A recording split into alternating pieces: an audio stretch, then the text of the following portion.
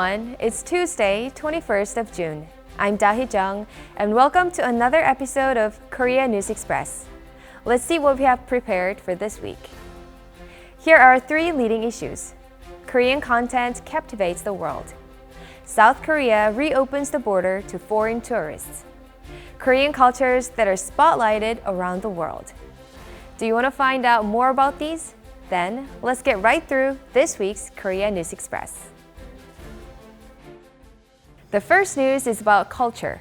You must have heard that Korean artists' music video views exceeded tens of millions on YouTube. Let's take a closer look at which kinds of Korean content have captivated the world. Talking about the Korean wave that started on YouTube, we can't leave out Psy. The song Gangnam Style, released in 2012, was the talk of the town when it surpassed 1 billion views for the first time in YouTube music video history. More recently, Blackpink made history by becoming the world's highest subscribed music artist channel on YouTube, achieving a milestone of 70 million on the channel.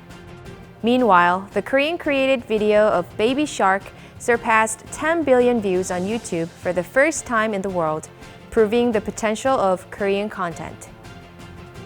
The number of YouTube videos related to the Korean wave has jumped 30 times since Squid Game took the world by storm last year. Let's look forward to more Korean content that can capture the eyes and ears of people around the world. Let's move on to the second issue.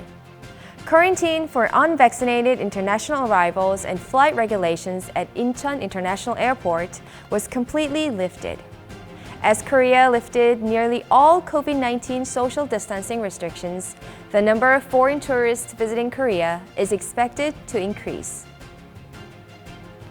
Aimed at bringing in more foreign tourists to boost domestic consumption and invigorate relevant industry, the issuance of short-term travel and e-visas was resumed starting in June. On one hand, Japanese tourist visa seekers formed a line stretching 100 meters outside the building of the South Korean Embassy in Tokyo. On the other hand, Korea Tourism Organization Malaysia office will have a series of campaigns in line with the global campaign Travel to Korea Begins Again. It offers various services, introducing new travel destinations in accordance with the themes of Hallyu and wellness. As the airline and travel sectors are undergoing normalization procedures, the day when everyone can travel around freely is likely to return soon. And for the final issue, here are some stories related to Korean culture that are spotlighted across the globe. First of all, IOL, an online news channel in South Africa, recommended various cultural experiences that can be done in Korea. Now that travel restrictions have been eased, wouldn't it be worth visiting amusement parks, temple stays, and Jeju Island, where you can climb to the top of Mount Hallasan? Next, the Global Times of China raised a question about why Koreans prefer green roofs. They suggested 3 ideas and introduced Seoul Metropolitan Government's Green Roof Project that is designed to alleviate the urban heat island effect through the rooftop garden. Lastly, here's a story about Korea Day's event held in Ankara, Turkey, to commemorate the 65th anniversary of the establishment of diplomatic ties between Korea and Turkey. The event was well received by the audience with samulnori, fan dance, as well as Korea-Turkey choir performance. That's all for this week's Korea News Express. When it comes to traveling, you can't leave out local food.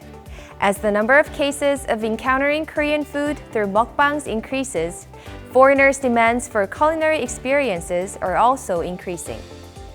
Recently, German newspaper Die Zeit recommended Seoul as one of the cities to travel to for food alone. If you'd like to enjoy the unique taste of Korean food with various tastes beyond the basic flavors, Seoul is the perfect place to visit.